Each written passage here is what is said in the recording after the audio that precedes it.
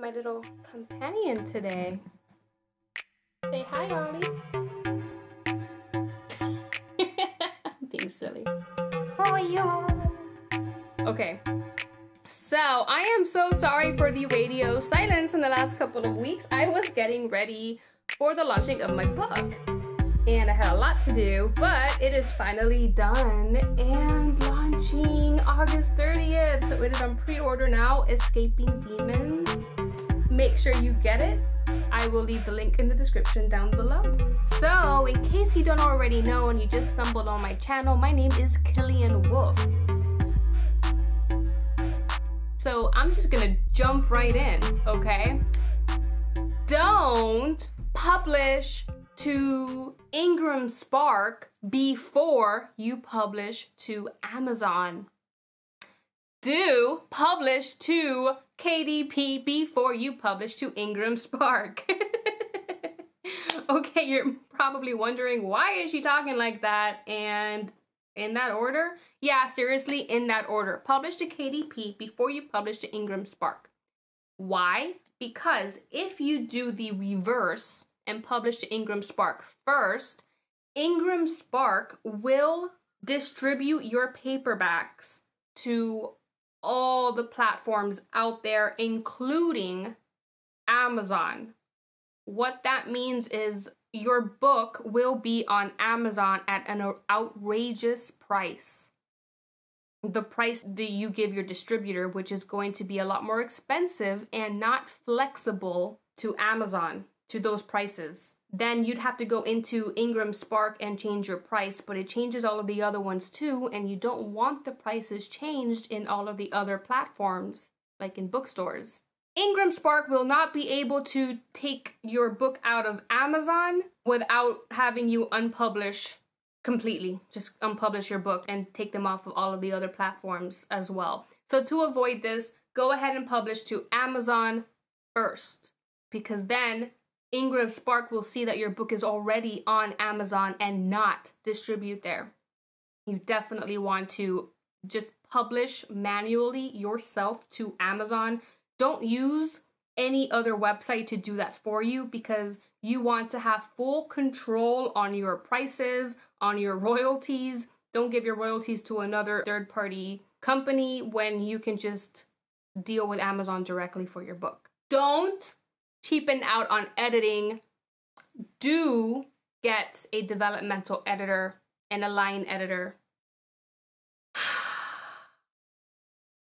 Do you know how many times, well, I'm sure you do, if you read a book from an indie author and the plot is just, maybe there's a lack of a plot, or the repetitions are everywhere and it's a mess and it's a clusterfuck, I'm sorry, and they did not get a developmental editor.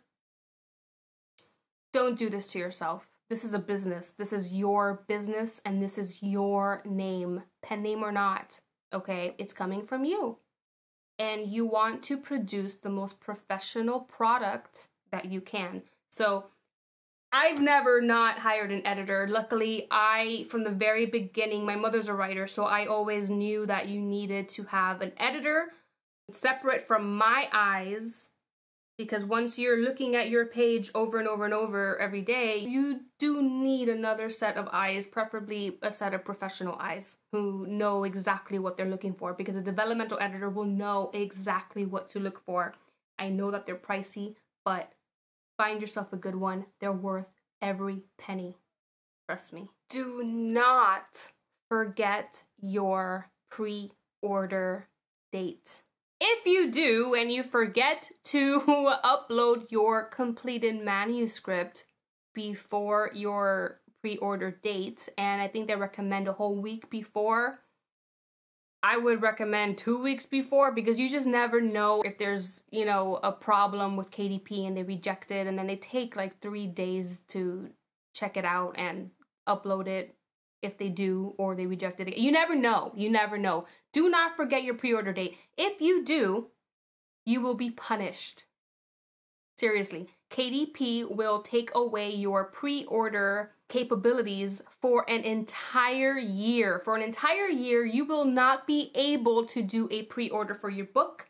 And this can really be a problem if you have many books in a series coming up right after the other. You could be losing on some money, okay? The moment someone buys your first book and loves it and they can't wait for the next one, and there it is for 99 cents. Might as well get it. It's only 99 cents, okay? If you don't have a pre-order set up for every book after that, it's not the end of the world, but at all. They'll just have to wait for it to launch fully. That's all. And then you can do promos and put the prices down. But yeah, if you want pre-orders, do not forget your pre-order date. Yeah, I did do that one. I did. I did do that one. But I called them and they fixed everything. I think you get like one more chance, but it's best if you just don't miss your pre-order date. This is when I also messed up. Don't set up a pre-order if you don't already have a large following that has proven to already buy your books. This is a gut-wrenching one. And Dave Chesson of Kindlepreneur or Publisher Rocket goes into it in more detail in his videos, but it is very true. Because what happens is Amazon starts taking into account your KDP sales from the moment that you have a pre-order to after your launch. And if you don't make a lot of sales, and when I say a lot of sales, I mean maybe 100 or more sales, I don't know, but your book starts dropping in category, and then it's more difficult to find. And then you have to work harder to bring it back up into categories, which you can still do with Amazon ads, but you definitely lose that Amazon sweet spot when you don't have that many sales from the very beginning. And it's not the end of the world if you've already done that. Like I said, I've already done that. Just, you know, get good at ads, learn ads, and do a lot more ads. But don't stress about it too much. But if you can prevent it in the future, I would suggest just launch your book when you're ready. Cause a lot of buzz with social media about the launch, but skip the pre-order. Skip the stress too. You don't have to remember a pre-order date. And then when you start actually having a really big mailing list and a big following and people are actually buying your books from your mailing list and they're not a bunch of freebie seekers, then you can have pre-orders. And the last one I have for you today is a do. Do make sure that you have a clear idea, knowledge of your genre and your brand. This is so important, and I cannot stress it enough, because you want people, when they see your name on a book, to say, oh, I know that author. Yeah, those covers look so similar. You know what? I've seen them so many times everywhere, because that's marketing. When you have something branded, it sticks with the person, that I need to pick that book up. Decide on your genre, and from your genre, then you can decide on your colors. At least for your website and pictures or whatever, you can have like a set of colors.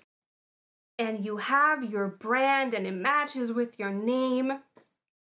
This is really going to work wonders for you in the future of your marketing, because it really sticks with people. Yeah, that's it. I mean, I'm like, that's it. That's all you have to do is think of your genre, and like, it's nothing. No, it's not that that's it. It's just definitely takes some time to decide on these things. Like, that's it. But think of it this way. When you think about Stephen King, what do you think about? Dark colors, horror, killer clowns. Okay, when you look at his covers, his names are really big. When you look at Mark Dawson, his name is really big. It's really branded. You can see it from a mile away and you know it's Mark Dawson. What do you think about when you think of Killian Wolf. Hopefully you think of urban fantasy. You think of skulls, because I have a skull collection. And in some of these videos, you may see skulls. If you check out my Instagram account, I have skulls everywhere because I write about reapers. And owls. I have a collection of owl figurines. But anyway, that's what you may think about. Now, I'm not going to talk about branding. I do have a branding series planned out, coming soon at some point. Yeah, it really matters. So that is a do. Do make sure you have a clear genre and brand. Okay guys, that is all I have for you today. I do hope that you found this quirky little video useful, and please give it a like and subscribe if you haven't already. I will see you in the next video. Bye guys. One life for the revolution.